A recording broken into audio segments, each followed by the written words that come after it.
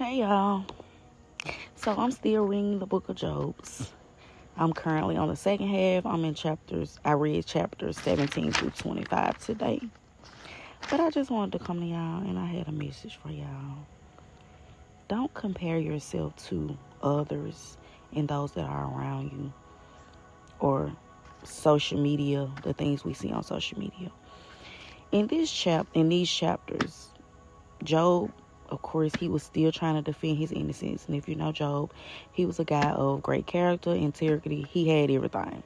So we're going to put it in today's terms. You that person. You got all the money, all the riches, your family flowing, everything going well. And God come and take it. The devil asked God to let him test you, to test and see how you going to respond, if you're going to be obedient to God's will. And he let the devil test you. But you still are obedient, but you get into frustration and you start to question God and try to defend your actions. But gotta remember, y'all, everything is already foretold for us. Okay, we gotta stay the course. So in chapter 17, Job continues to defend himself. And he says to God, God has made a marker of me among the people. They spit in my face. So you got to think about that. In this time, he was the man.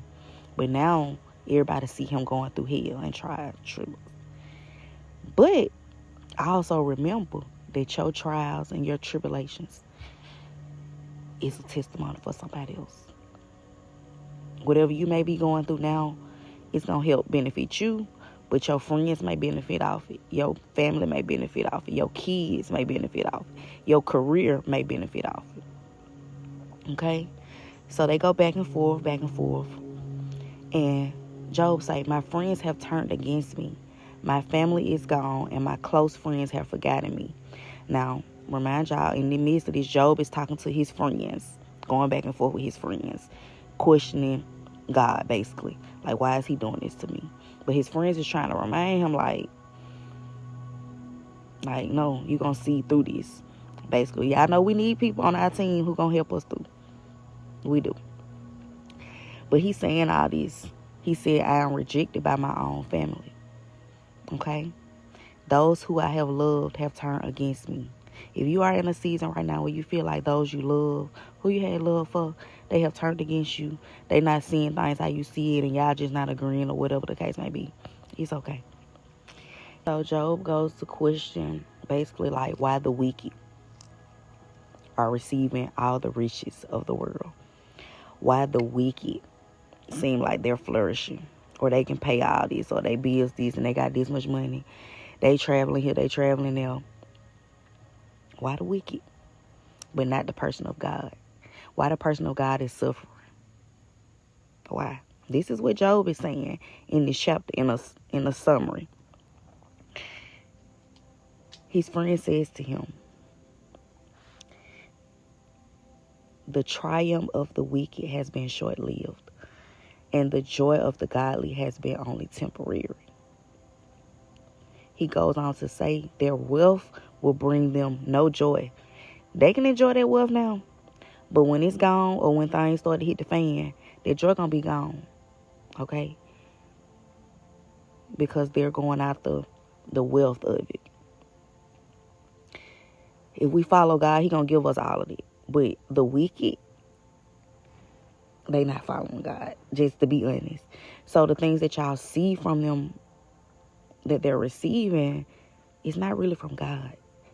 And you got to remember that everybody has a day.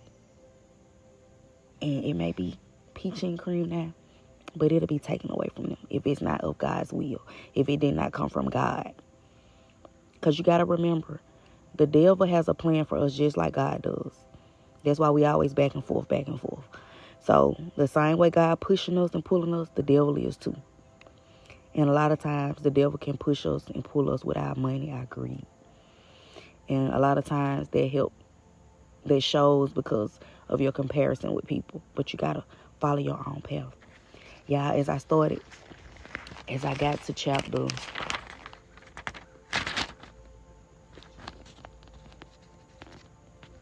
24, it says, Job asks why the wicked are not punished. And before I read that, y'all, I literally prayed and asked God to keep me focused on me. Focus on my house. Focus on where I'm at right here. I can't focus on the world and what other people got going on. I got to focus on me. Comparison is the thief of your joy. In chapter 21, Job questions, why do the wicked prosper and grow old and powerful? He said they spend their days in prosperity, then go to the grave in peace. Stop looking at the outside of people. People can seem happy on the outside, but on the inside they hurt, they sad. They can have all the money in the world, but they deteriorate somewhere inside. But this is how we look at people from the outside. We see the outside and we don't consider everything that they go on behind doors. So this is how we judge people. But this is what Job doing, literally what we do. He like, why? Why? They have all the prosperity. Why? Why they gonna die in peace? Why they don't have to go through what I go through? But they typically do. 9 times out of 10. Job asks, what good is it for them to pray, the wicked? They think the prosperity is of their own. So you also have to think and look at it in differences. Those that follow God, of course we're going to pray. The wicked, they might not pray, or they may pray and be like, thank you, God, for this blessing, but they ain't praying for the blessing. So, of course, it don't have no choice but to fall. You got to think about it. A solid foundation, solid results. So, like I said, we're going to talk about it like it's the here and now. So, Job talking to his friends, some homeboys.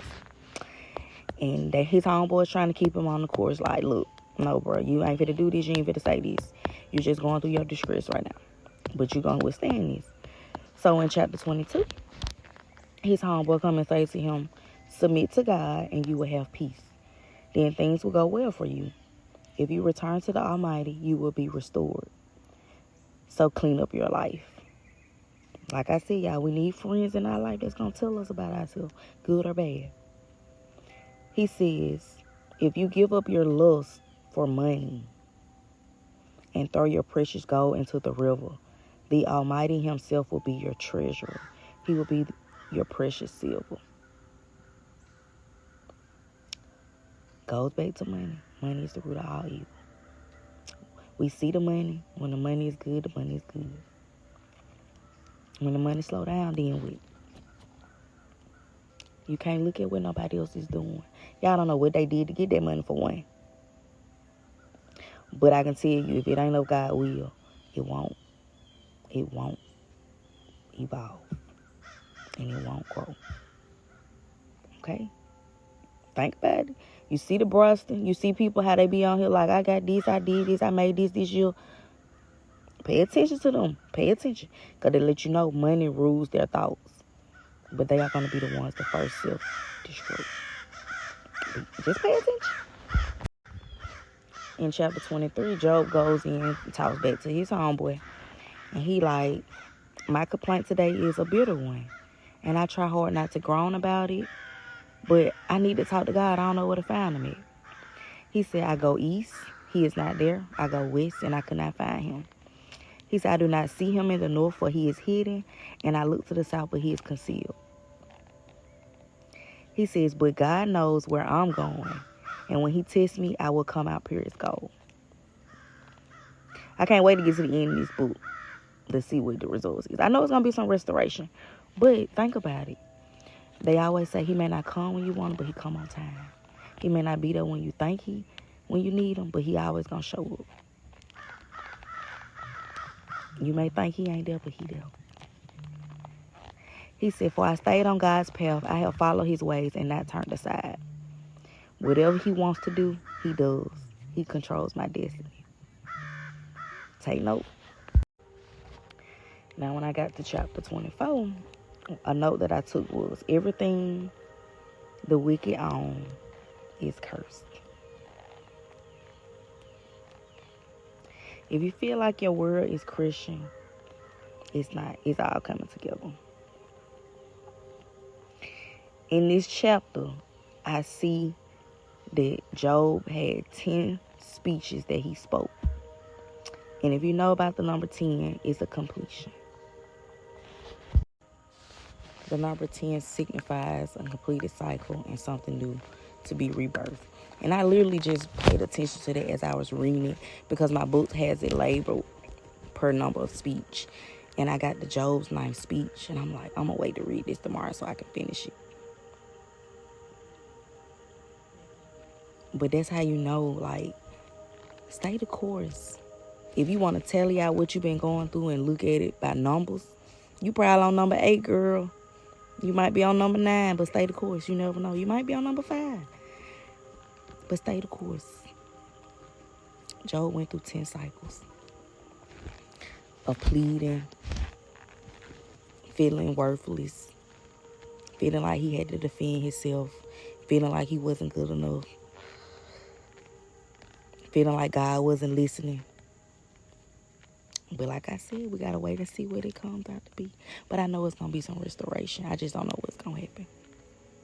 But I wanted y'all to hear that today. Stay encouraged. Keep going. Because you're probably not far along from where you're trying to get to.